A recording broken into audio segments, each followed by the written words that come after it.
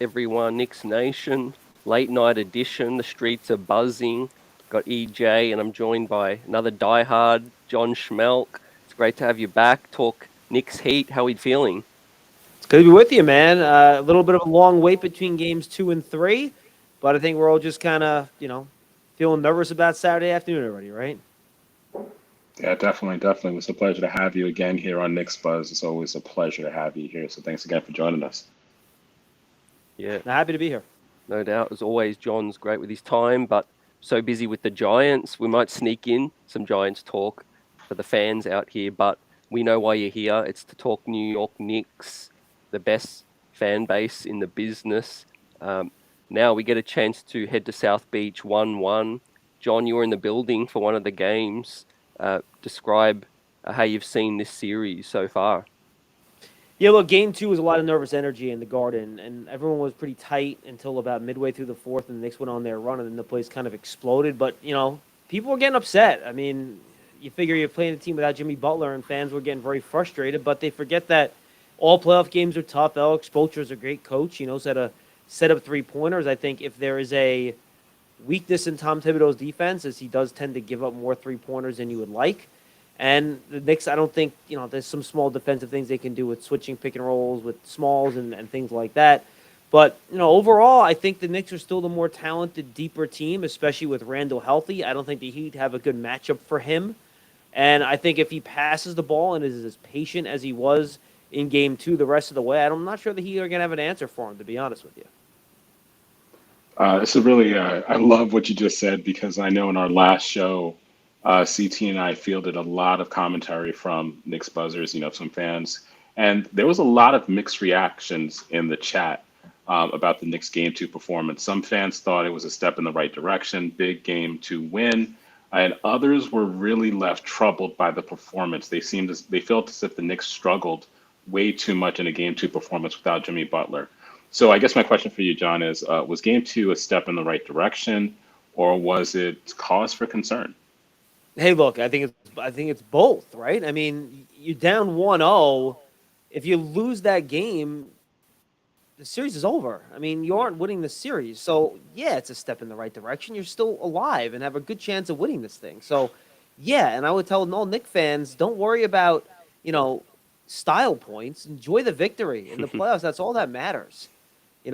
With that said, I think you could take some points out of the game and, be worried about some things, be encouraged from others. Was it a perfect game? No. Should it have been that close throughout, given the Heat's talent? Probably not.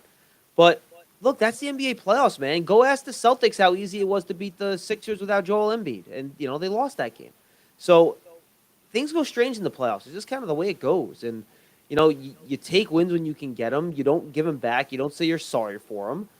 And yes, it'll be tougher when Jimmy Butler's on the floor, but at the same time, if Jimmy Butler's on the floor, the Heat aren't firing up 53-point shots, so the game looks a lot different in terms of how the flow is going to be. So that's kind of how I look at it.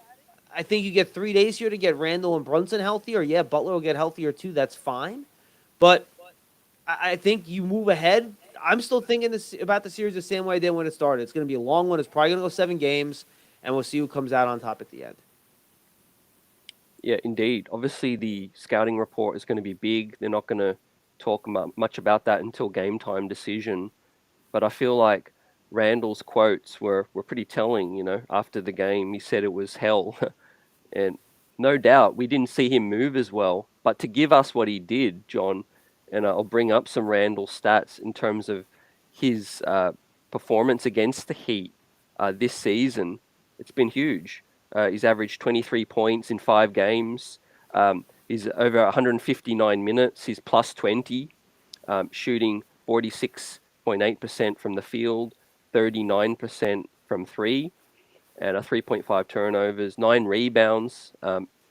It's super important that Randall stays healthy because they don't really have that matchup for Randall.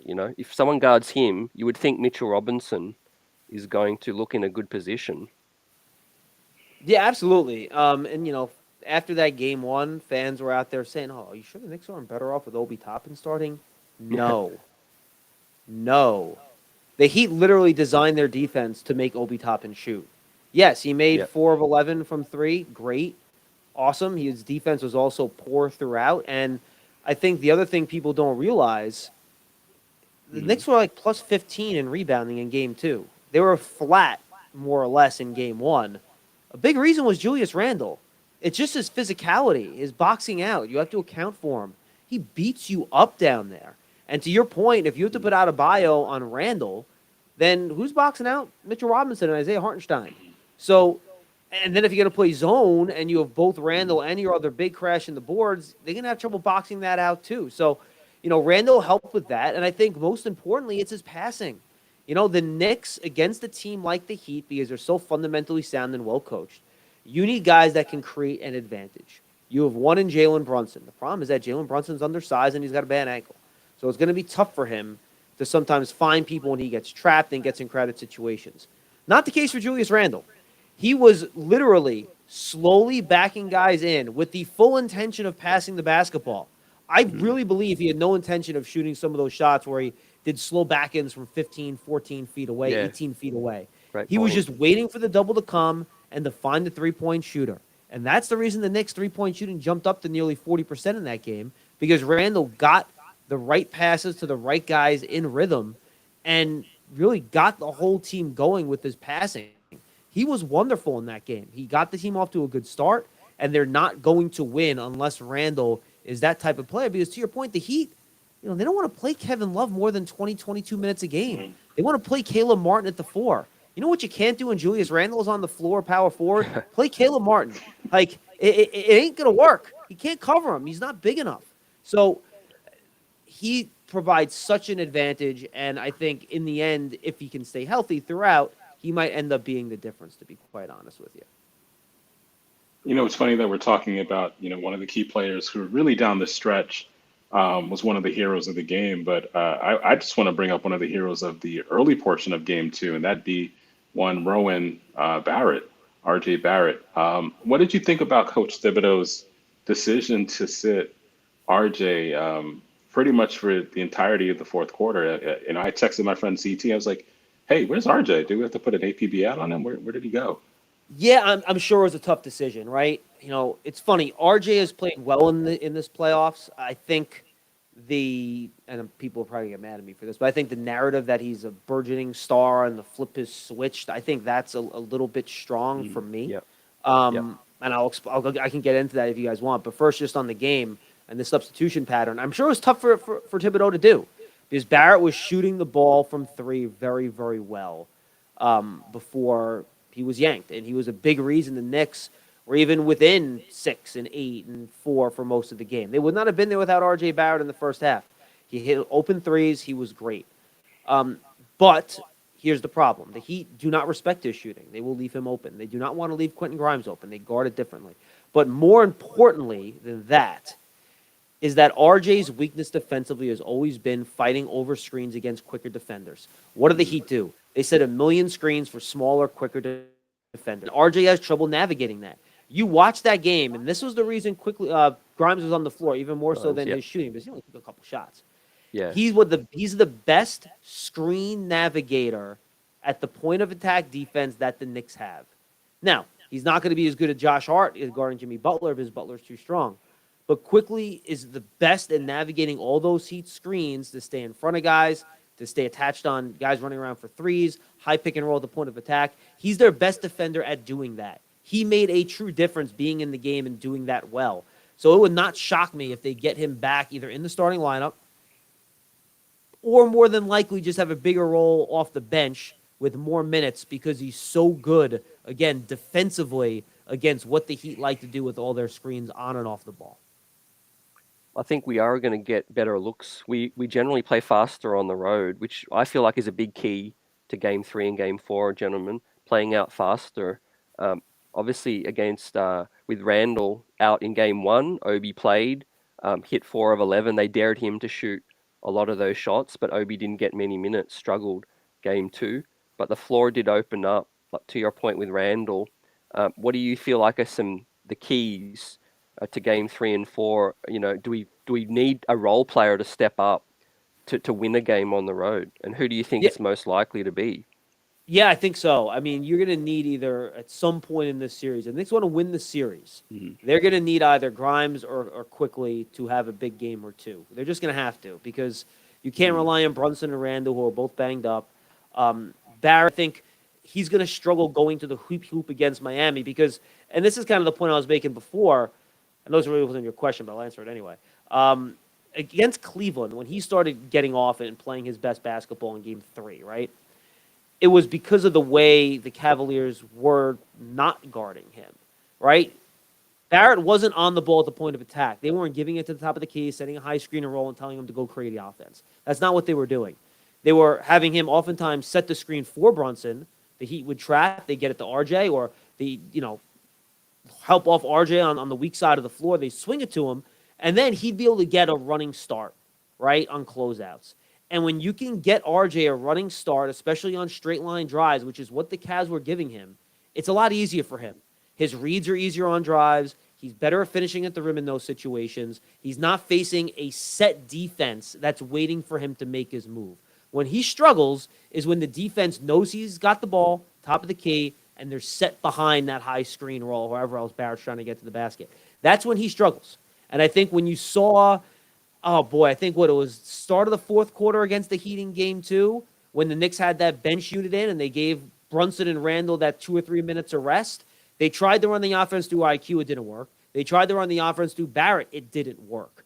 And I think that's a product of how RJ was getting his points and making those good decisions versus Cleveland. And again, that first half in Game 1 against the Heat, as a guy that was feeding off of advantages caused by other guys rather than being the guy that's being tasked with forcing that advantage at the point of attack in the center point of the play. Do you guys understand what I'm saying?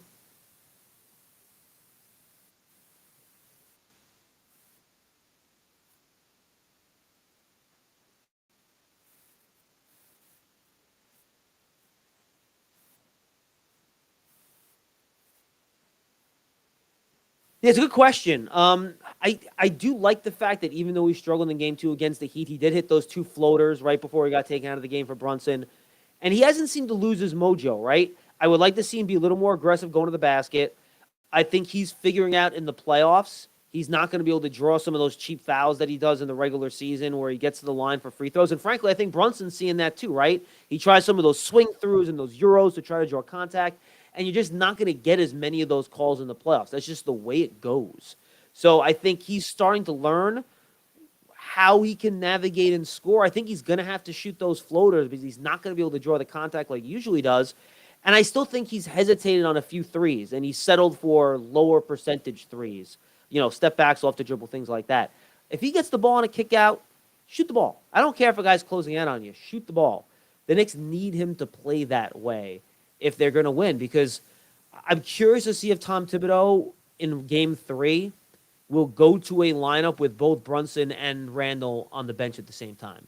Because I think we saw in the Cavs series, he went away from that, right? He kind of always had one of those two guys on the floor. Well, against the Heat in Game 2, he actually had both Randle and Brunson off the floor at the same time.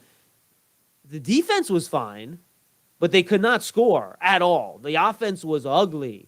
So I think they're probably going to try to figure out a way to have one of those guys on the floor at all time as their ankles get a little bit better in game number 3.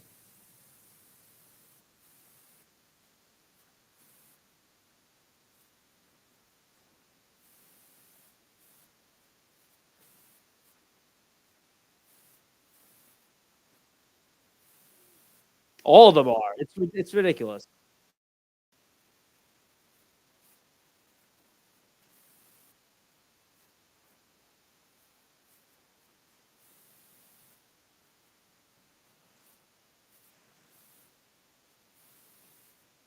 Yeah.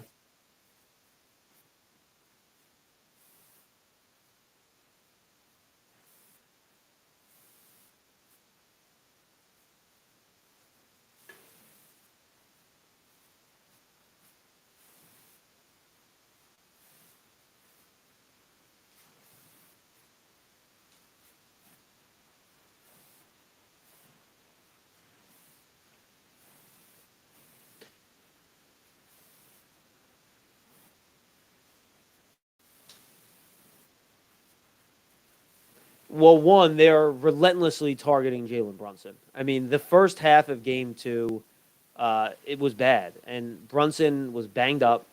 It looked like he wasn't. He only took what 5 shots in the first half of the game. I think he was 1 for 5 in the first half, or at least late in the second quarter at one point. And he wasn't giving them anything offensively. And the Heat were killing him on defense. Just like Max Strus is taking him off the dribble. Like it was bad. They're getting threes around screens, and Brunson's not navigating them. So they're going to keep doing that, and the Knicks have to figure out a way to get around it. Because I was dumb enough to tweet out, well, if he's not going to be able to score for you and he's killing you defensively, at one point do you put quickly in? And then he scores 20 in the second half, and everyone forgets, and rightfully so. Knicks don't win that game without Brunson's second half offense. I think generally on the perimeter guys, I think you need to switch more of these screens, especially when it's smalls. Picking for smalls. Are you guys that worried if Gabe Vincent gets a one-on-one against Julius Randle? All right, go ahead, dude, try. Like, whatever. Like Caleb Martin, you're going to take Julius Randle off the dribble? I don't care. So I think the Knicks need to get away from some of that show and get back and drop stuff with their smaller players. And I don't know if you can do that with Mitch because, then you get out of bio in a mismatch down low. I think that gets tricky. But at least 1 through 4, I think you got to switch more of these high screens. Make these Heat players go score one-on-one.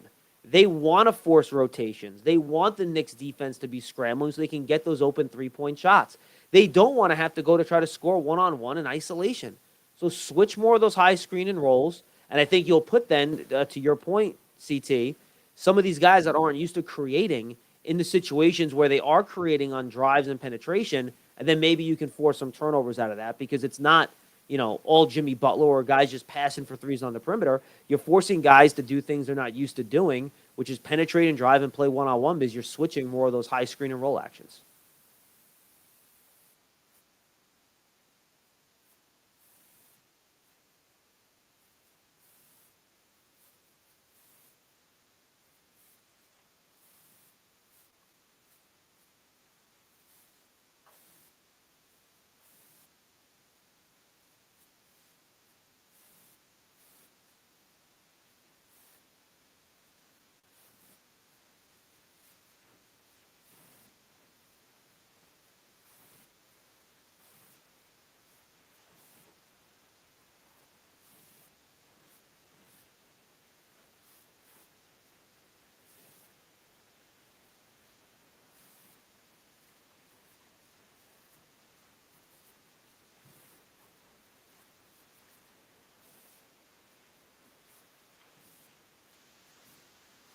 Yeah, it's a good question. I think it's a really good question. This is the C team that did beat the Milwaukee Bucks. I know Giannis was out for 2 games, but they still beat the 1 seed.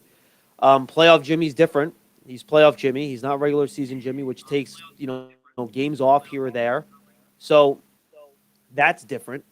The Heat were a bottom 5 shooting team from 3 in the regular season.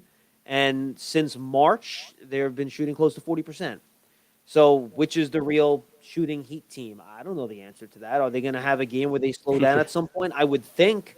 I mean, I don't think they're going to be around 38% in every game this series, but who knows? They were against Milwaukee. So how long can they keep this, hot streak going? I don't know the answer to that question. I think the Heat are a much better and feisty team than what their record in the regular season would indicate. I do. I think they're dangerous because of Eric Spoelstra. He's a great playoff coach. Remember, coaching becomes much more important in the playoffs, where adjustments game to game and matchups and attacking mismatches and attacking weaknesses and understanding your own strengths matters a whole lot more. And I think Spoelstra is great at doing that. So, yes, I think the Heat are a much better playoff team than a regular season team for all those points that I mentioned. But I do think you're going to get to a point here where you should get a game or two, to CT's point earlier, where the shooting does come down a little bit. Yeah, thanks, John. We just had a bit of difficulty with the audience seeing EJ and myself, but they can hear and see you. So I'm back. EJ, if I could just get you to refresh your browser and come back in. Seems like, yeah, everyone can hear me now. Yep. So, John, now the Knicks have obviously, their strength this season has been on the road. It's time to ask you, how confident are you out of game 3, 4, and I'm going to include game 6? I mean, there's 3 opportunities you would think that they could just take one and then we have a game 7 at Madison Square Garden, with the crowd and everyone there. I mean, I like our chances, but what do you feel like one win out of game 3, 4, and 6? I feel confident. I think this team's Mm. been rugged. They've fought all year. Every time they've been shown adversity, they've answered it. I don't Yep. think it's going to be easy. I think it's going to be ugly. I think you're going to be nervous. I think these games are all going to be close. It's going to be stressful. But I think this team is good enough, and they have a deep enough team with enough guys that can help you win an individual game, more so than Miami, to win one of those games down there. I'm going to throw this out there, too. If you don't think 40% of that building at least is going to be Knicks fans, you're crazy. The Knicks fans are going to pack Mm. that building. There's a million New Yorkers down there. Heat fans are Knicks fans will. That will not feel like a hostile road building to the Knicks. It'll almost feel like a home game. So if they play well. Now, if they're terrible, the Knicks fans are going to be quiet. The Heat fans are going to be loud. But I Yeah. feel pretty good that the Knicks will figure out a way to win one of those games down there. And then you got to hope the Knicks win Game 5 at home, right? And I think health's a big part of that to eventually get this series to 7 games. Yeah. You know, Feel it's the funny. same. Yeah, it's funny you should say that because I was explaining to CT. If anyone's ever been to Miami, Miami has a very weird sports vibe. I don't know if you agree with this, John, in that you have a lot of transplants from different parts of the country, particularly New York. But native Miami. I don't know if it's the South Beach. I don't know if it's the weather. I don't know if it's the amazing, Cuban food down there. But they don't seem to have that same level of intensity that once existed in 2010 and 2011 with the Heatles. But I do think that there's something to be said about that home court advantage not necessarily being there all the way for Miami in Game 3, possibly Game 4. What do you think about that? Yeah, look, I mean, they're kind of like LA fans, right? Where, Yeah. they live in such a nice place. You don't want to go inside. I'm with you. Look, Knicks fans are going to pack that place. Heat fans are Heat fans. It is what it is. But I think the Knicks will be in good shape down there, and I think as long Yep. as look, they got to play better. I think I know that's a very innocuous thing to say, and it's very broad. But Mm, did you guys really think the Knicks have played particularly well for more than a quarter or two in their first no. games against Miami versus how they played against Cleveland? I really don't think they Right. have, and they still managed to take one of those games. So I think the Knicks should feel fortunate about that. But if they can play like they did against Cleveland in those final, 3 games or so, I mean, I still think they're the better team than the Heat. Now, the Heat are going to make it tougher because then they're better coached, and we went through all the great things the Heat do. But I think if the Knicks just play a better brand of basketball, shoot it a little bit better, you finally saw that in Game 2. The Heat are still going to make the Knicks make threes. And if the Knicks make their threes, and again, I don't want to just try to reduct this to like the smallest and most obvious thing, but Jeff Van Gundy's Mm, right. Mark Jackson's right. It's a make or miss league. The Knicks make their threes in the series, they're going to win it. If they don't, Yep. they're probably not. The question But is, how well do the Knicks and Heat shoot their threes? And really, we can talk about strategy and defense and substitution. All that stuff is great. Make your threes, and the team that makes more threes is probably going to win this series. yeah, and also, but rebounding is so in our favor, and I think we won 50-34 in game 2. I know it was close, but the rebounding battle gives us that extra chance. We saw Hartenstein, Josh Hart late give us so many extra possessions. And to your gentleman's point about the Heat, they've been good for so long. I think their fans are just we've seen a championship in our time's over. Whereas now the New York Knicks fans are hungry as ever. Um, Look, I think the key is also a lot of ball movement.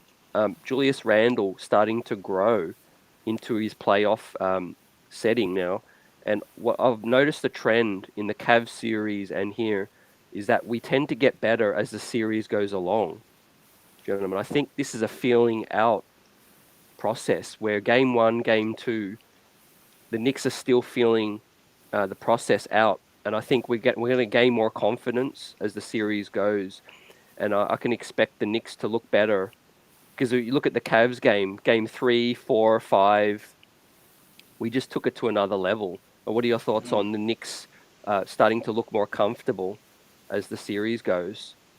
Yeah, look, I think the Knicks had a coaching advantage in the last series, and this is nothing against, Cleveland's Mm, coach, but he's young. He doesn't have a lot of experience. Tom Thibodeau does. I think Tom Thibodeau outcoached, the Cavs in that yeah, series. I don't know if he's going to do that against the Heat. So a lot of yeah. times, Spoelstra is, frankly, he's probably the best coach in the league. Him and Tyrone Lue, take your pick, Oh, whoever you Mm, like. They're all up yeah. there. But Spoelstra's great. So the more these teams see each other, do you give the advantage more to Spoelstra? I think that's a fair question. Mm, Um, but that is, yeah.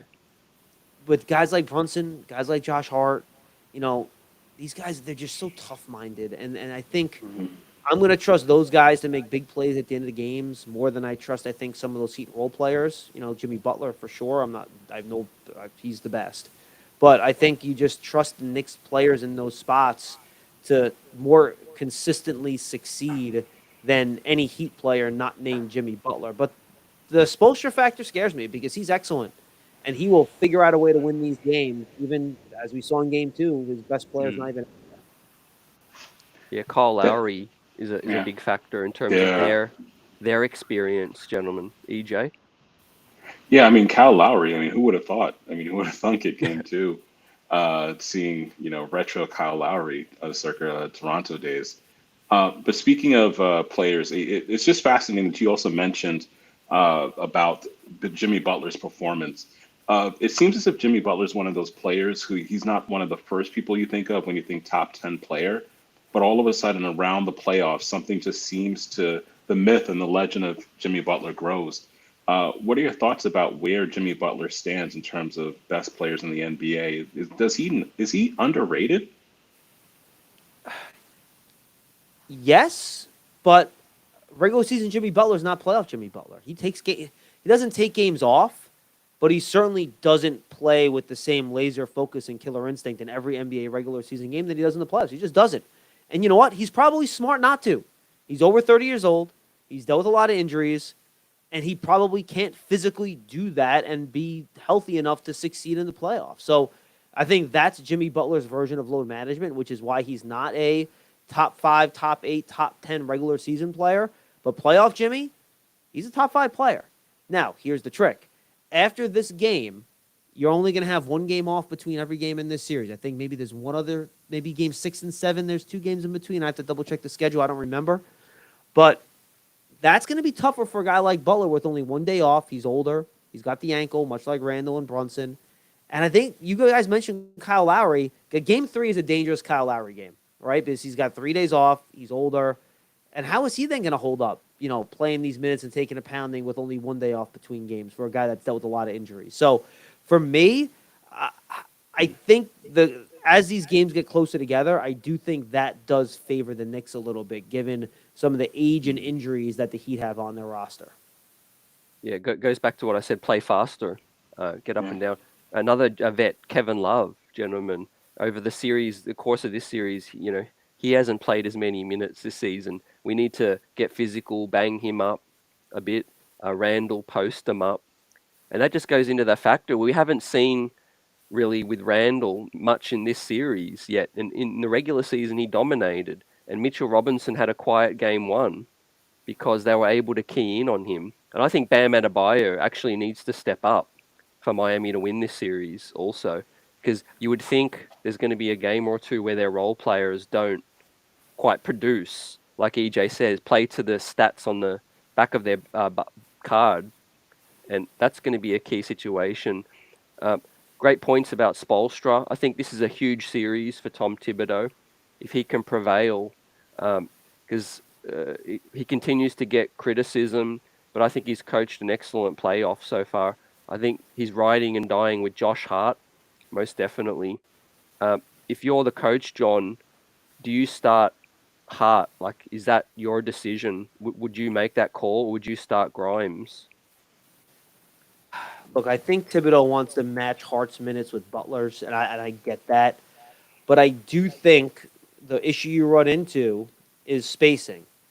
And I think they'd be wise to put Hart back in that corner the way he ended game 2, where he's more confident taking those threes and let Barrett take his threes from the wing. I think the Heat will allow that. They'll live with it. Maybe RJ can make the shots, and otherwise maybe he can drive off those passes and get into the lane and make something happen.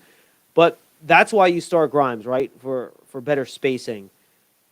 I think as long as Butler's playing in this series, I think Thibodeau's probably going to start Hart to match him. But I think to what we talked about earlier, right? I think between Grimes' spot up shooting and his ability to navigate screens, I do think there's a real advantage of having him out there a lot. So it's a good question. If I had to bet, I think Hart's still in the starting lineup, but I do think if they find that they're struggling scoring because of floor spacing and shooting, that's a move that could be made at some point this series. Yeah. Just a couple of quick thoughts on a couple of players that we haven't mentioned yet. And also just a low key shout out to them as well. And that'd be definitely Mitchell Robinson and Isaiah Hartenstein. Some reports have come out suggesting that Mitchell Robinson has been dealing with some hip pain and he's not been fully healthy. And obviously, no player is fully healthy at this point in the season. But what are your thoughts in terms of how they can contribute to a possible Game 3 win against Miami? Yeah, rebound. I mean, dominate the boards again. The Knicks probably aren't going to shoot well enough or outshoot the Heat, I should say. But if the offense rebound well enough, they don't have to outshoot the Heat because they'll get more volume. Now, I think the Heat have done a much better job than Cleveland of putting a body on the Knicks bigs and preventing that. But I think we saw them wear down a little bit at the end of Game 2, right? Once Randle was in there pushing on them, Hartenstein and Mitch both pushing on him. I mean, Hartenstein, without him, the Knicks don't win Game 2. He was that good down the stretch of that game. He was phenomenal. And, Mitch, the free throws drive you nuts. But he was, he's been good defensively. He's grabbed a lot of rebounds. And, he's got to stay on his feet against Adebayo. Adebayo's going to try to pump fake you to death. This whole team's going to try to pump fake you to death. Obi Toppin's still jumping on pump fakes now from Game 2. You can't foul them. Make them finish. The same way you want to make them score one-on-one on those switches, make them finish at the basket. Do not foul them. And after a rough first quarter, I think the Knicks did a better job of that in Game 2, which is one of the reasons I think they won the game. So, look, Mitch and Hartenstein have been great. Just keep playing defense, rebound the basketball, get your team second chance opportunities. And I think that's the way to go. You mentioned Love. The problem with Love is that he's so good at drawing those charges with Randle. So if he tries to be too physical at Love, he's just going to flop. And you don't know if he's going to get the call or not. So that's kind of the danger of going at him because he's just so good at drawing those offensive fouls. Yeah. And we go back to the role players in Miami, right? IQ, he has been so important to the team's success. I think we've seen a great Randle game. We've seen a great Barrett game, amazing Mitch games this playoffs. I think this fan base just wants to see an Emmanuel quickly game, to step up on the road. But it's tough playing against Kyle Lowry coming off the bench. So he's going to have to figure out where he can get his shots. What kind of defense do you think we'll see, John, EJ, in terms of in Miami? Do you think they're going to throw a lot of zone still at us or try to mix it up? I think you'll see a lot of zone still until the Knicks can shoot them out of it. I think the Knicks did figure some stuff out late in that game against that kind of weird 1-1-3 zone. But I really think that they're going to keep doing that until the Knicks can show that they can shoot them out of that zone and be effective enough offensively for a longer period of time than what they did in game number 2. And the Knicks have struggled with that all year. They want to run high pick and roll and isolation up top, and you really can't do that against the zone defense. It makes it much tougher. So I think the Knicks will have to adjust the way they play. I like to get Hartenstein the ball at the free throw line a little bit and Randle the ball at the free throw line a little bit, and then let them work from the middle of that zone and find open players or get to the basket. I don't think they were doing that well enough, but I imagine we're going to see a lot more of that Heat zone upcoming in the rest of this series.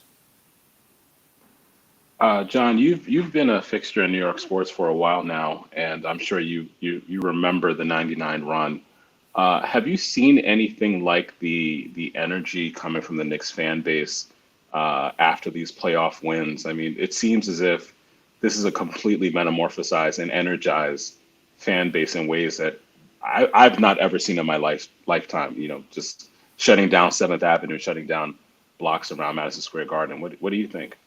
We're not there yet. What made that 99 run different was that the first series you played, you were the 8th seed and you beat the 1 seed. And that was so unexpected. Now, remember, it was a lockout year. The Knicks had a lot of injuries during the regular season. Everyone knew they were better than the 8th seed that year. You just knew it. So it wasn't just from, 8 beating a 1, like biggest upset in league history. that year, if you really knew what was going on, it wasn't as big of an upset as everyone would kind of make you think. But that just gave the fan base the confidence of, well, if you could beat the one seed, you could beat anybody. Maybe not the Spurs, but you can get to the finals at least. And I think we're not at that level yet. And, you beat the Cavs, they were the 4 seed. Great, but it's nothing, go nuts about. Now you're playing the 8 seed. So I don't think we're there. But I think this is as good of a shot this team has had of making a run to the Eastern Conference Finals even since that year. Yeah, have to agree. I think it's there in front of us. It does look like that Boston Philly series is going to go 6 or 7, and the Knicks have had a good record against Boston and Philly. So agree with John. This is our chance. Obviously, there's going to be a lot of talk in the off season, but for right now, RJ Barrett's really stepping up in that wing spot. It's been 5 games in a row that he's been solid, John. Yeah. Being as honest as you always are you surprised by this? The one thing I said about RJ heading into this postseason, and I said it on one of the other podcasts I was on, is that RJ does not care what the stage is. He's going to be confident. He's going to do what he does. So I'm not surprised that he's been unaffected by the bigger stage, because that's the one thing that I think you got to love about RJ is that even if he plays poorly, the second half of one of those games will come out, he'll be great because he just keeps going. He has such a inner confidence in himself that nothing's going to faze him and stop him from playing his game. So in that, I'm not surprised. That I expected. I think, especially in that Cavs series, and again, I think based on how the Cavs are guarding him, it created some opportunities for him. But I do think, especially in that Cleveland series for that 3-game stretch or so, he made really great decisions with the ball. He wasn't forcing it into 2 or 3 guys with those big guys in the paint. He was passing it to open shooters. Yep. I thought his defense against Cleveland was actually pretty strong as well. And again, they weren't forcing him to run through a lot of screens, much like the Heat have been doing. And I just think, those are the parts of his game that you needed to be better for him to kind of be that, third, fourth banana, the ultimate support player that we all want him to be. And I think he showed that against Cleveland. And I think he showed that against Miami. He hit threes in game 2, which you need to do if they leave you open, make them pay. And in game 1 against the Heat in the first half, he was getting to the basket a lot and he was finishing, And then I still think we see the warts, right? When they try to give him the keys to the car for a while, the other team loads up on him, and then maybe the decisions aren't the best, and he gets frustrated. He tries to draw some fouls. He tries to shoot over. Like he had a couple of those fadeaway jumpers that he shot, and you're like, I don't know about those shot selection, not the best. But I think he's showing you that he has it in him to be the type of player the Knicks need him to be a winning player. I still personally don't see like the someone quote unquote flipping the switch and becoming an all-star overnight. I don't believe that happens. I don't believe that happens. That's not how the league works. So that's kind of where I'm at. Not surprised that he's not, shrinking in the moment because that's his personality. But I do think, especially, I think the last quarter, game and a half, it's backslid a little bit. But I think for the most part, his decision making around the basket and his finishing has been really, really strong. Yeah, EJ, I think he remains probably the most important player because I feel like we're going to get solid performances from Randle and Brunson, enough to carry us. But if Barrett can play like he did in the first quarter, keep us in games that look tight, he is just going to, and it's just going to change the landscape of the offseason also. Yeah. Well, and can he punish mismatches, right? Because in game 1, he tried to hide Gabe Vincent on him in the first half, and he murdered him. Like, he just big boyed him to the basket all day. And he kind of did that against Cleveland, too, when they tried to hide guards on him or they rotated off of him. So you don't need him to run your offense. You need him to not allow the other team to not guard him or hide their worst defenders on him. And he's succeeded at that with flying colors. This question from me.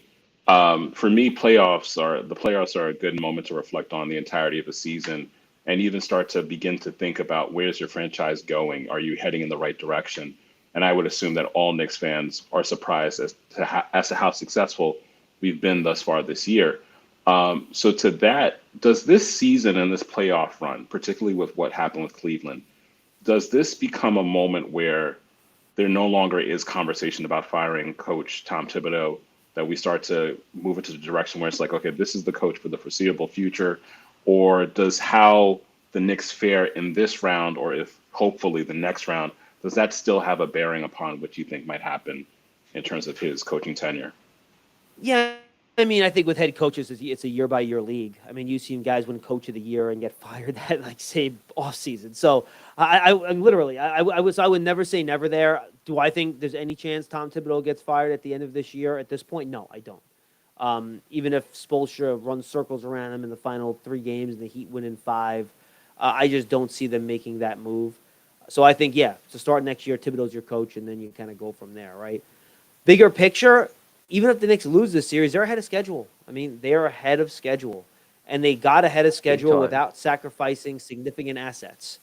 We'll see. Maybe Knicks get some luck for once, and the Mavs get bumped back up to like the 11th spot in the lottery, and they, get that draft pick. I wouldn't count on it, but you never know.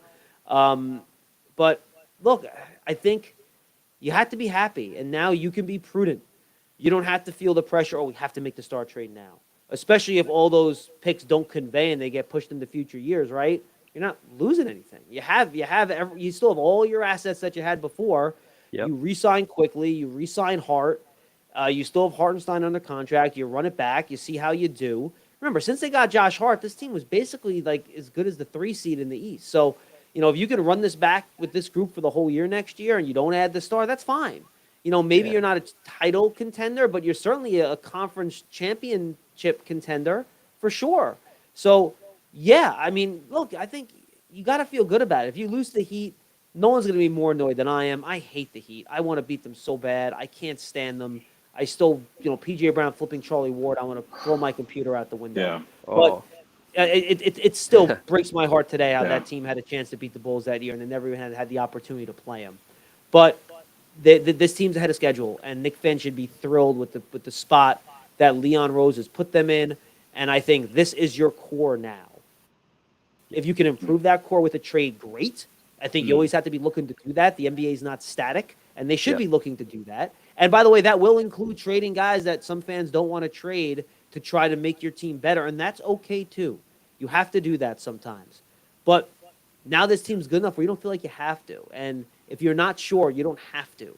And I think that's a really, really great place to be in, especially consider all the future assets this team has stashed.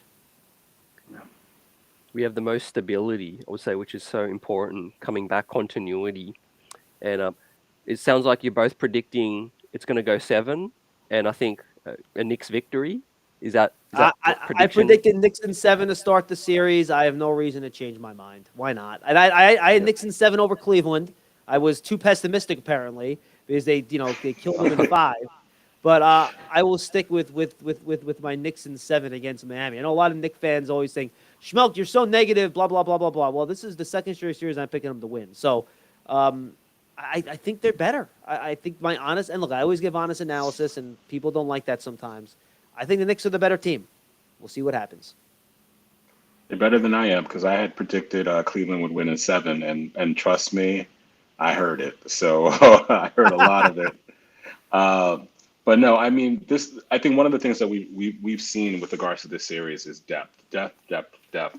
And that's been a real big difference maker, especially because one of the things we've noticed throughout the course of this playoffs, so many turned ankles, so many, major injuries affecting the course of playoff series.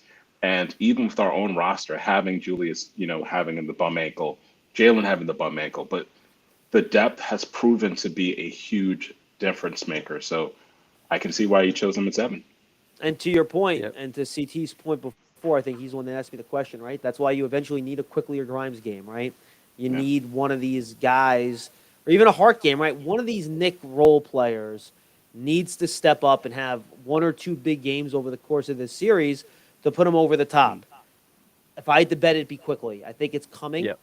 I think it's coming. When it's going to show up, I don't know. I think I feel better about it happening at home for him, because how much the MSG crowd loves him. But at the same time, I didn't feel like Grimes was passive in that last game against Miami. I felt like he got the ball, shot it. He drove and dish a couple times.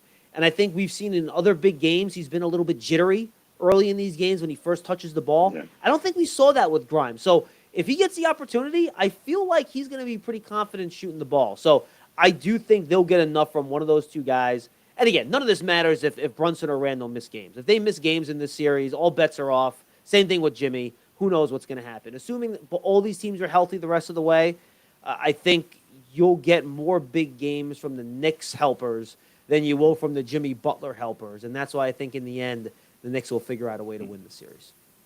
Yeah, I picked Knicks in 6, and I'm going to stick with that. But I can see a world where this series just gets more physical as every game and the stakes get higher. And maybe the refs start calling things tighter. That remains to be seen. I do Well, the think they're question going to have is to. there going to be a fight that the refs Yeah. are going to be like, all right, well, now we have to look. This is Riley's not the coach, guys, but it's still a Pat Riley team, man. They play with that type of edge to them, and that's why it's so much fun. Like I said, yeah, when their back's against the wall, let's say we win game 3, hypothetically, how do you think a Heat's going to come out in game 4? They're going to try to bully us, but can they? So, yeah, great And that's the thing. predictions. I don't think this Knicks team can be bullied. I don't. I think they're tougher, more physical than pretty much any. Maybe you can't do it to Embiid because that guy's a freak show and he'll just toss you around because he weighs 270 pounds. But I think the Knicks are more, Jimmy Butler aside, because there's no one tougher or more mentally tough than him. But I think as a team, this Knicks team is as tough and mentally tough and as physical as any other team in the league. And I think that's, in the end, why I think they have a chance to win this series. Yeah, we still favour them, and we don't know how Jimmy's going to be, of course. But we'll touch on a little bit of Giants draft. Guys, give us your grades on how the Giants have done. Well, I hate giving out grades because you don't know until about 3 years after the draft whether or not it's good, as you guys well know with the Knicks, right? The quickly D+. Exactly. You're right. 100%. Here's the bottom line. We did a half dozen or so mock drafts on our various shows on Giants.com leading up to the draft. And in one of those 6 mock drafts, I had each one of the Giants' first 3 picks going to them in round 1. And they got one of those players in round 2, and they got one of those players in round 3. So I think you got to be pretty happy that the Giants were fortunate that need matched value where they picked, and the guys that they liked were on the board, and Joe Shane did what it took, trading up twice to get those guys. So I think you like the talent you brought in. Now you just got to hand them to the coaches and see if they can deliver on that talent on the field. But I think if you're a Giants fan, given our expectations heading into the draft, I think you have to be pretty happy that the Giants exceeded them, at least in my opinion. What are your thoughts on the Saquon situation? Saquon always seemed to be team first guy, seemed to be always, team leader. A little bit of a kerfuffle here between the front office and Saquon. Look, I think it's a business, right? I mean, I think the Giants want him here long term. He wants to be here long term. They just couldn't figure out a number that worked. They're going to reconvene at some point this week and talk, and we'll see if they can figure out a number that works for both sides. I'll just say this to Giant fans, knowing what I know about Saquon Barkley and the type of guy that he is, whether it's on a 1-year franchise tag or a long-term contract, come week 1, whomever the Giants are playing, and we'll know that next Thursday, he'll be on the field in the Giants' backfield. Now, I can't promise you how many times he will have practiced before that game. If he will have played in any preseason games, no idea.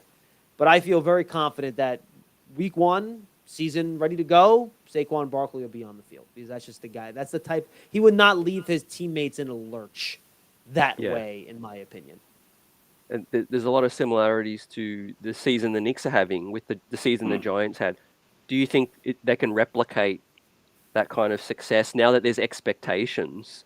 That's the biggest thing. The season where you surprise everyone is one thing, but backing that up when there's expectations is going to be challenging. Yeah, I think you hope that the Giants season in 2022 wasn't the Knicks season in 2021, right? Where they kind of come out of nowhere and then they have that rude awakening the following year. I don't think it's going to be because I think, the coaching staff is very good. Daniel Jones, I think, will continue to get better. They've added more pieces around, the quarterback over the course of the offseason, whereas the Knicks kind of just ran it back the following year. And as we all know, that ended up being a big mistake. Yeah.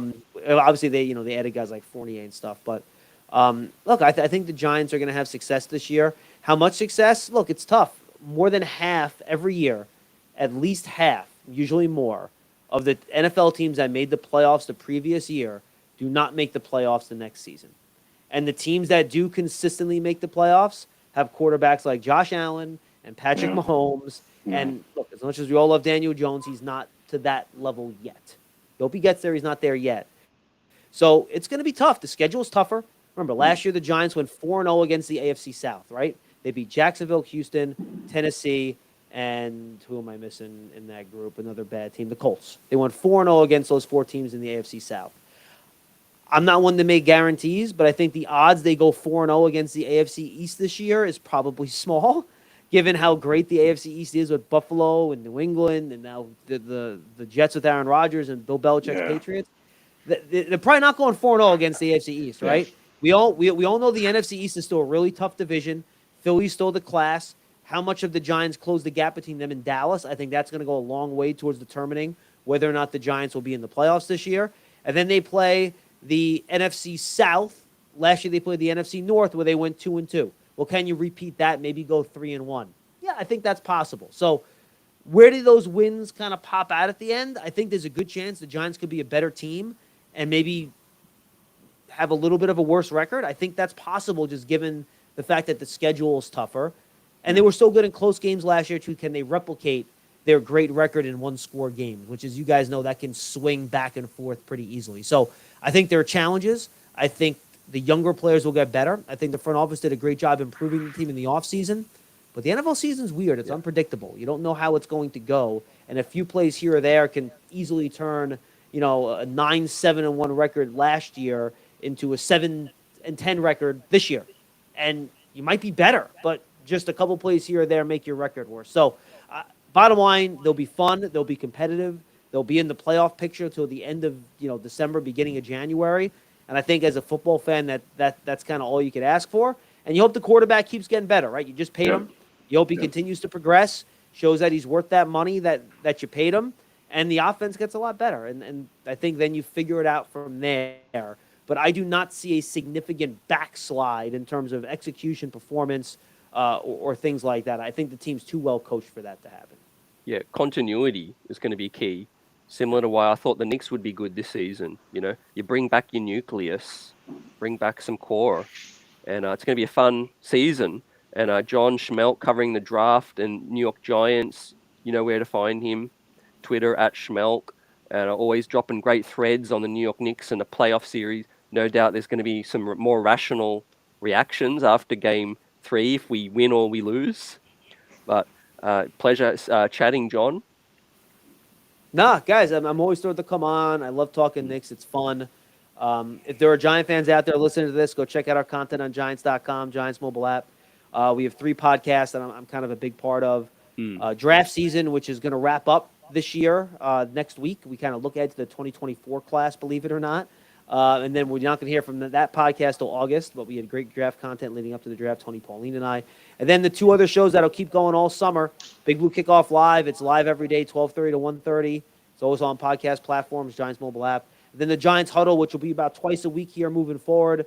We talk to great analysts, national reporters, Giants players, coaches, and it's kind of a long-form interview podcast. So if you're a Giants fan, I would appreciate it if you went and checked that out and just search for them on your favorite podcast platform and subscribe.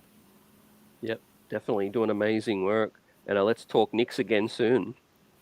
Well, hopefully we'll have another round to talk about basketball, right? Absolutely, Yep. absolutely. Let's keep it going. 1999. I was finishing high school, and the vibes are good. Thanks, John. Thanks, John, guys. so much. John SCHMEELK, ladies and gentlemen, CT with EJ, 1s and 2s, as we we'll wrap up the show in a minute, but we'll just get our thoughts on the conversation with John. EJ, and is there anything you would like to talk about as we head into Game 3, a huge pivotal Game 3? First off, let's just, everyone just smash that like, smash that subscribe, smash that share. This is Knicks Buzz giving you another surprise guest. You had no clue who was coming on. And we get the great John SCHMEELK, who really, really is a great sports contributor, does a lot of work, and has been part of the New York sports scene for a while now. I was first introduced to John Smelk on WFAN. First heard his voice, and he has a unique take on New York sports. But such a rich conversation. But the one point that really I wanted to just come back to and loop around to was the question of, is Game Three a must win for the New York Knicks?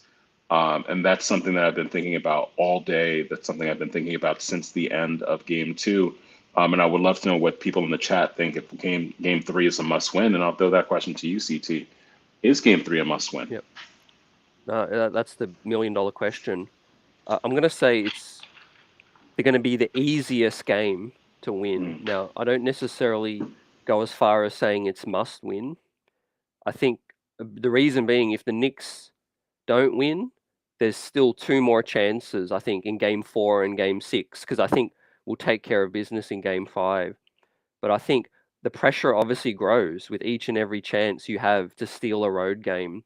But with that said, you could spin it as a positive. You could be, okay, we lose Game 3, EJ, chat, but there's a chance for us to make adjustments. A chance to look at how they played with Jimmy and maybe use Game 3 as kind of a filling out game also. So I think the biggest thing I'm looking for is just that we play well and I can live with the consequences, because I think we'll have a great chance.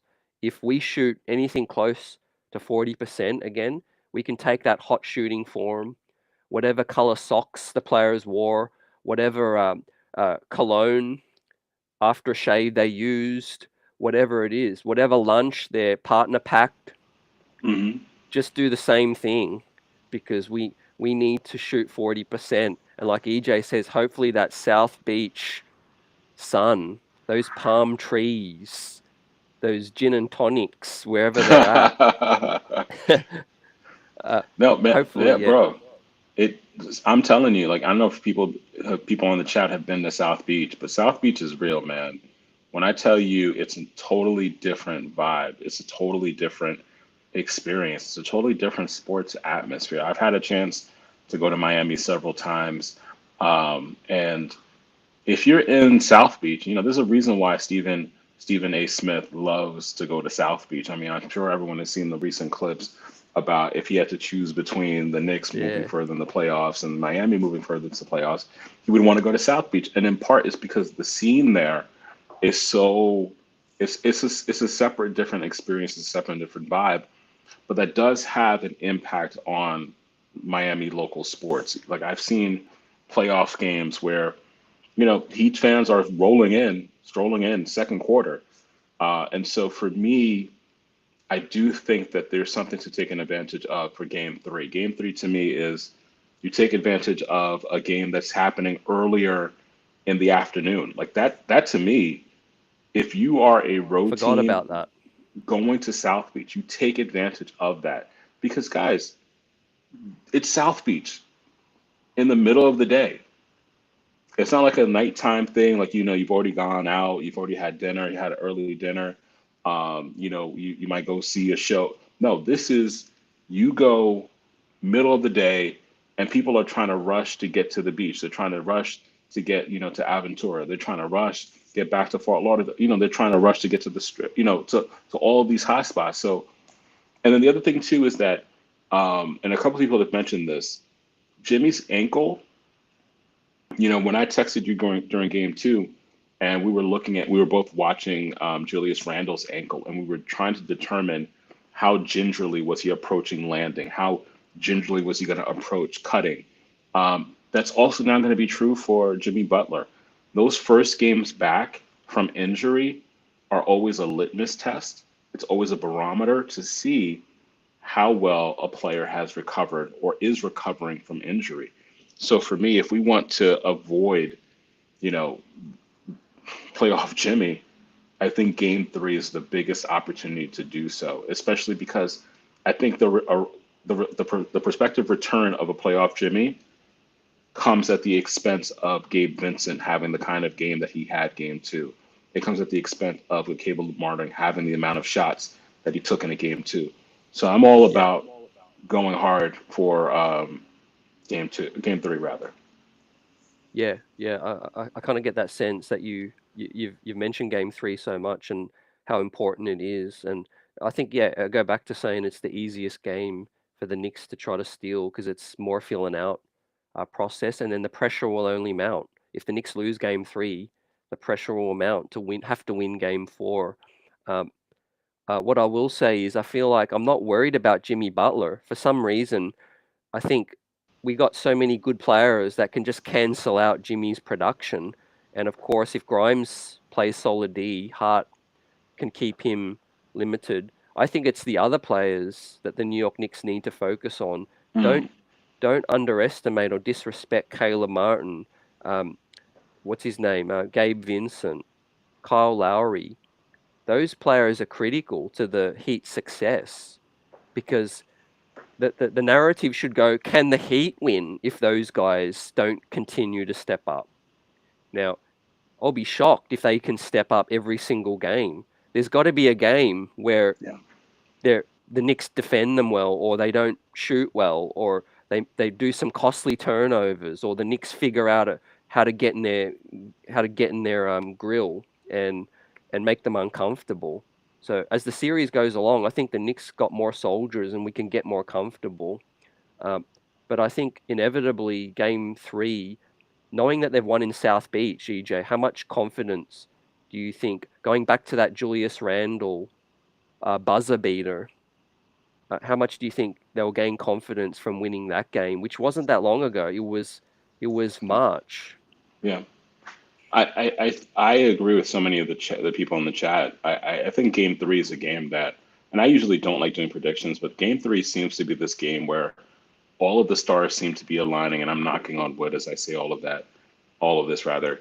Game 3 seems to really be the game where all the stars are aligning for the Knicks to really take it because, again, like I'm of the mind is that if Jimmy Butler is playing, Spoelstra is going to likely plan and develop schemes and develop plays centered around Jimmy Butler.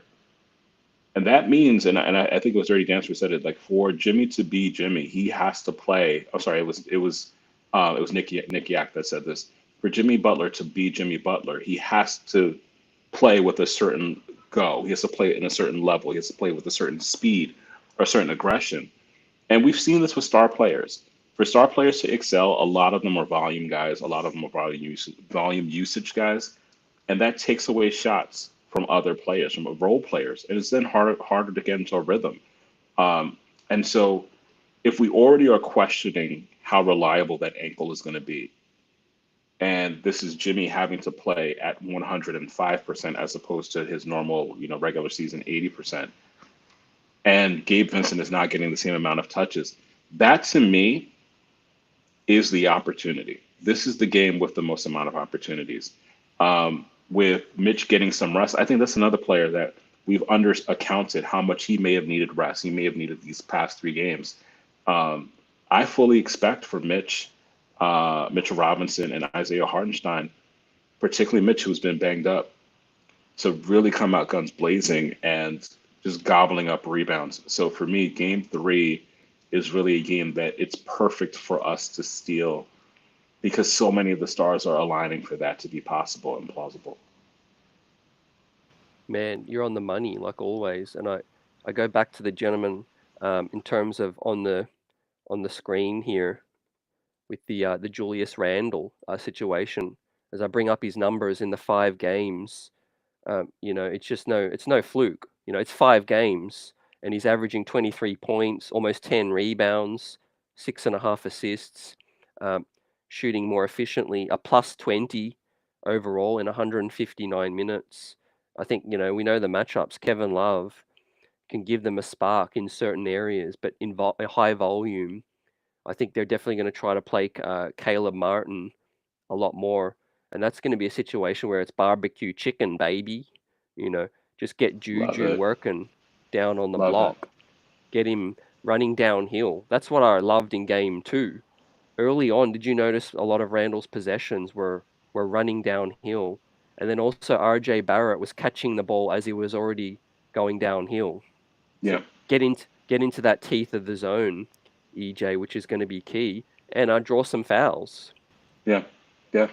And I think that's part of like why. And again, I'm going to give the credit to the person who said this.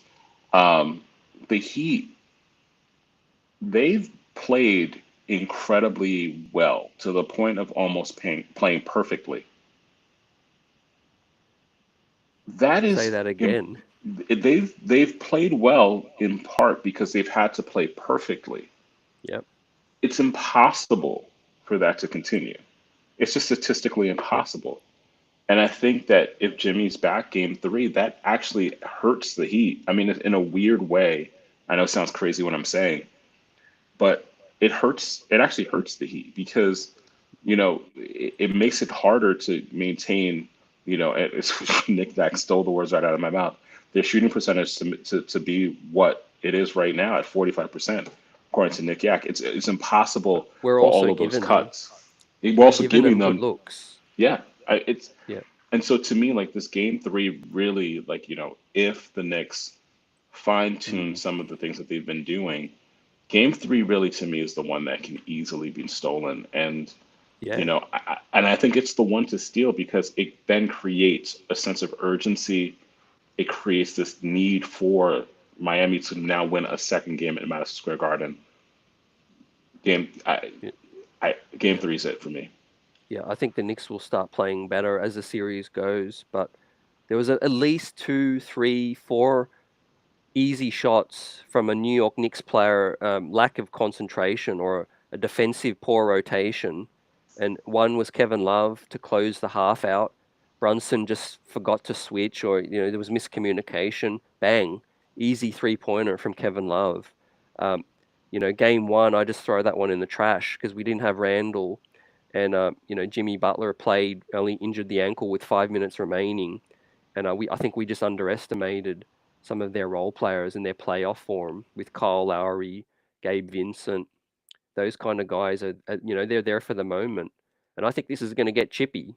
There's going to be a dude in your face, or I'm not saying there's going to be a brawl, but a hard foul here or there, and Julius Randle is going to be in the thick of it. Best believe that. If he's on a mission and Julius Randle is locked in and focused, he's going to try to bully his way to the cup, and there's only one way they're going to try to stop him, which is hack him and pull him down, because otherwise a focused Julius on the road when he's running downhill, EJ, and let's not forget, if Randall shoots the three ball well, he's shooting 37 point something percent against Miami. He can draw Bam Adebayo out from under. Yeah, that's going to be really key. I think that's one of the things that it hasn't appeared yet. Mm. And thank you, David, for that update. That's really big. Um, that's really a big lead. Um, I think that that's one of those things that we should expect for at least one game or perhaps two, where Julius has a game where he opens up and it's a 10-point first quarter, it's a 12-point first quarter, and that changes the nature of the game. That opens up the lane, and that's one of the things we've been talking about all season. Is that when Julius Randle gets going, it creates more room for other players to operate. And let's not forget that Jalen Brunson has demonstrated a killer instinct. And if Julius opens up with a tremendous first quarter, it's almost guaranteed. Obviously, nothing is guaranteed, um, but it's almost guaranteed that Jalen Brunson will close with that killer instinct. Yeah, So, and the other thing we have to avoid is that third quarter sputtering that really was prominent last game. But otherwise, I'm really thinking that this game is going to be a really, really key game yeah, for us. yeah. Knicks Nation, it's going to be big because I think the Knicks are starting to figure it out mentally. Like dirty comments here, and a lot of Knicks fans have noticed Randall being more patient, a far improvement over the Atlanta series. Like John made the point, he was backing his man down, but it looked like with a clear intention to find the open man. He wasn't forcing it. RJ Barrett was making quick decisions also, catching the ball on a half step so that he can already get ahead of his man. Jalen Brunson, we know it's not going to take much for him to figure things out as well. So, with that said, I think the game is going to slow down, and I don't think the Heat can play zone as much as they want to as the series goes along. Because it's like EJ, when you continue to see the same defense more often, eventually you're going to adjust to it and start to figure it out, right? If they throw zone every now and then, that's when it's most effective. But if they want to throw zone all the time, best believe the Knicks have got game 3, game 4, game 5. They'll start to figure it out. Yeah, yeah. I mean, yeah, because at some point you have to make an adjustment from the adjustment. So zone can be utilized one game, maybe two, but it can't be the pattern on which you fall for the rest of the series because these are professional basketball players that will figure it out. And at the same time, while you're trying to exploit the Knicks and their outside shooting frustrations, you're going to have your own shooting frustrations as well too. You're going to have your own. The Knicks are going to adjust as well, and they're going to be things that the Heat are going to have to adjust to as well. Because again, Gabe Vincent, I don't unless he has a Jerome James like performance. Um, there's no way that shooting streak from Game Two should statistically reemerge Game Three, Game Four, Game Five. Yeah, exactly. Like you said it. And these players are they're smart enough in terms of the adjustments and the coaching staff they've got. So, with that said, what do you think is the X factor for Game 3 and Game 4 for both sides? Mine would be a two-prong X factor. I think the big obvious one is Jimmy Butler. The health of Jimmy Butler on the Knicks side is tremendously important. As I said to John, and as I've been saying the last couple of days, last couple of shows, I've not seen a playoff run or an NBA playoff where there's been this many players who've gone down to injuries and injuries of all sorts, but the kinds of injuries that have been series altering.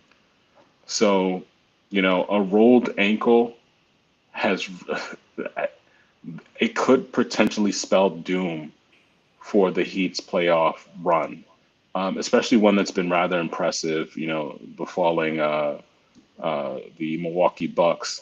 But the injuries that they face, this one is a really big one. And I think the other X factor for Saturday's game, I'm sorry, I'm so excited. I want it to be tomorrow night as opposed to Saturday Yeah, afternoon. that Um, extra day is huge, it I think. is, it really is. But the other factor I think is going to be IQ. If Emmanuel quickly has a game that is not even the same, but on par with the kinds of games that he had to close out the season, that adds a different element. It just creates much more pressure on Miami's bench, and I don't know if Miami has the talent on its bench to match a potential outburst from Emmanuel quickly. What do you think, CT? No, I love it what you said. Yeah, um, South Beach got to be good for someone, and IQ. It's timely. It's perfect. I mentioned we've seen a great game from Randle, from Barrett, from Brunson, Hart. Mitch Hartenstein. It's kind of like it goes back to the Grimes and the Quickly, who have been huge contributors for the Knicks' success and allowed us to get to where we're at. And I trust that they are ready, focused to be on the road. I think it's a shooting situation for Grimes. He only played 10 minutes, was it in one of the games? So for him, it's just reps. And for Quickly, I think he started to figure some things out in that third and fourth quarter Yeah. at MSG. What did you see with Quickly? What I saw is someone who was just playing more on instinct and wasn't forcing it as much, but also looked still confident to let the shot fly. Yeah, I think there's been a maturation process to his game and not just his game, but his identity on the team. Last year we were unsure. At the end of last year, we were unsure what he was going to be. I think he's the kind of player who's slowly uncovering what he's becoming, and really, it's no longer a question of if he belongs in the league. He definitely belongs in the league, and he's playing like a player who knows it. It's just that the lights of the playoffs are different than the regular season, and this is really an extended run for Emmanuel quickly. So I think that he things are starting to click. Um, I think that he'll have a breakout game. Will it be game three, game four? Who knows? But Mm, you started to see by the second game that certain things were starting to slow down for him, and you never know if yeah. game three might be that breakout game. What do you make of his passing? Because a lot of fans are saying, look, we know the scoring, but we would like to see him, pick up that distribution more as well, coming off the bench. Or do you feel like we need his offense more coming off the bench? I think that passing is often as your passing is often as effective as your scoring. So for players like Jalen Yeah, Brunson, what makes Jalen Brunson a passing threat is that you're unsure of what he's going to do, and that always leaves the defense a step or two behind the offensive player. And so I think for Emmanuel quickly, one of the things he's trying to do, especially because Coach Thibodeau has tightened the minutes a bit, yeah, and yep, so and I don't blame him for doing that because every game matters. But if you're in a manual quickly, and we've seen this with Obi Toppin, it's almost as if like part of the psychology of the moment is you're aware that you have fewer minutes. You know you're going to get rotational minutes during the playoffs, but you're also aware that you have fewer minutes to prove that things are finally getting going for you. And so sometimes the game might speed up, but part of Emmanuel Quickly's game, his effectiveness, is having those offensive explosions, those scoring explosions, which then can seemingly open up his passing game. So I understand why it might seem as if he's shooting more than he's passing, but that's really important because that will open up his scoring, kind of crazy, opens up passing opportunities to other players. yeah. We love their confidence, and like Dirty says, they would rather Grimes and IQ keep firing with that confidence because it's going to drop for them, and it's going to cause you more hindrance in terms of the opponent leaving them wide open if they hesitate. Um, just play on their Yeah, instincts, and we trust our bench versus their bench. No yeah, disrespect to Martin, Duncan Robinson, Kyle Lowry, but really our bench should be outplaying them if we're going off the regular season. I know playoffs are a different thing, but if we're going off the regular season, these guys, at least defensively, should be locked in. That's what I hope. I hope we see a lower scoring game where defensively wins us games. Because if we yeah. let the Heat shoot, continue to shoot open looks, I think the Heat are going to continue to shoot pretty well. They've got solid shooters, EJ. So back to the keys for me, X factors in game 3 and 4. I'm actually going to stick with the defense. Mhm. I think on the road that's something we can control. Um, let's say if it's getting a little bit out of control, we're down 8 or 6, and we need some energy. Deuce McBride Yeah, um, get yeah. thrown out there, and our big staying out of foul trouble. What do you Oh, that's what do you big. think about Hartenstein and Mitch ability to and maybe the Heat get the home whistle? Well, I mean, listen, the Hartenstein's performance should not be overlooked because, in many ways, when Mitchell Robinson got into foul trouble early on, it's really Hartenstein's performance, particularly by the time we got to the third and fourth quarters, that were major game savers. I mean, I know we talked a lot about Josh Hart, big shooting, big shots, defensive energy, but Isaiah Hartenstein, you cannot diminish the defensive energy. And that's really where, again, that two-headed monster, Mitchell Robinson and Isaiah Hartenstein, that's an advantage for us. So you want both of them on the court. There was a point where Hartenstein picked up, I think, his third foul, and I was thinking to myself, where does Thibodeau go now? Does he venture into Obi Randle territory? And he was like, no. He tried to create mismatches in terms of moving, going smaller. But I think that if Hartenstein and Mitch Robinson can stay out of foul trouble, that will really cause problems for a Miami Yeah, Heat for the Heat. rotation and yeah, and for minutes. Yep, no doubt. Rebounding is still our strength. We killed them 34 to 50 on the board. So continue to put the pressure on Bam, and Cody Zeller as well. You know, I'm pretty sure they want to limit the amount of time Cody Zeller is on the floor in Yeah, terms of that. And yeah. Hartenstein's hustle proved to be a big difference maker when he was on the floor. Now, yeah, is there any questions you want to throw out to me or the chat heading in before we wrap this up? No, I think the big question is really how we Mm. feel about games 3 and 4. Um, I think we've really hit a lot of it in terms of um, some of the major points that really needed to be fleshed out. What are your predictions for game 3? My predictions is pain. Rocky 3. Yeah, yeah, no, I'm gonna stick with that. I think it's gonna be the most physical, the most tightest, hotly contested game. I think everyone's gonna play. I think everyone's gonna play. No one's gonna let on how much they're injured or how. I don't know why the media keep asking them. It's not like Jimmy's gonna say, "Oh yeah,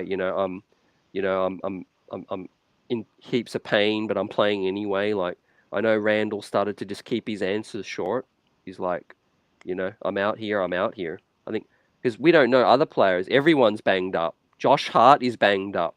He's not going to Yeah, say anything, yeah, right? Mitchell Robinson is banged up, so he's not really going to say anything either. And then Max Strauss is also banged up. yeah, So yeah. That was a big um, one. yeah, but I will go back to saying I think it's going to be the best chance for the Knicks to steal the road game, and I think it's going to be really tight, and the Knicks going to have a great chance. What are you predicting? No, it's very similar to you. Mm. I think that the Knicks should definitely be looking to take advantage of the boards, particularly because you have to expect that those percentages will come down. Miami's shooting percentages will come down, and the fastest way to really get your offense going is by securing the rebound, outlet passing, and getting to the break. So that's another element that I think that we've not necessarily considered because of how hot Miami was for several quarters, game 2. So Yeah, my prediction for game 3 is that some of that shooting is going to cool off. I mean, I've been thinking it ever since the end of game 2, even though we won game 2, is that Miami shooting was just, I mean, again, like Gabe Vincent, what the heck? Like, I mean, so like that has to cool off a bit. And again, the big thing for me is the bigs have to stay out of foul trouble.